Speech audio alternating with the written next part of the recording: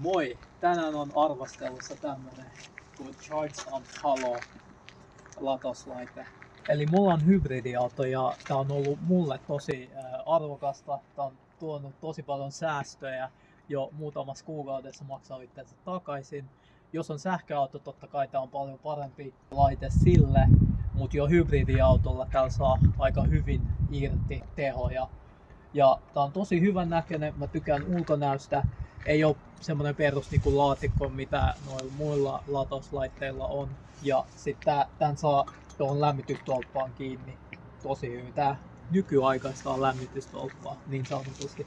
Ja ai niin joo, tässä oli yksi juttu vielä, mistä tykkään. Tähän voi liittää suoraan imurin pistokkeen ja sit imuroida auto.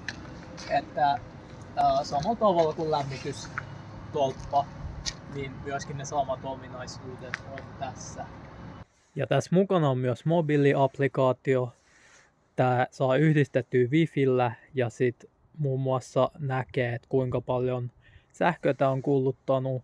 Ja sit sen lisäksi voi säätää näitä valaistuksia ja myöskin sammuttaa tämän laitteen kokonaan, kun esimerkiksi on menossa lomalle tai matkalle.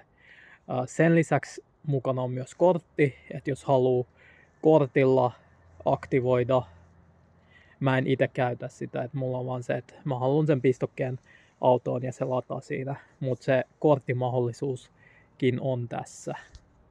Eli suosittelen lämpimästi Warbonin ja Jarkon asennuspalveluja tätä varten ja suosittelen tätä tuotetta, eli Charge Amps Halo tuotetta.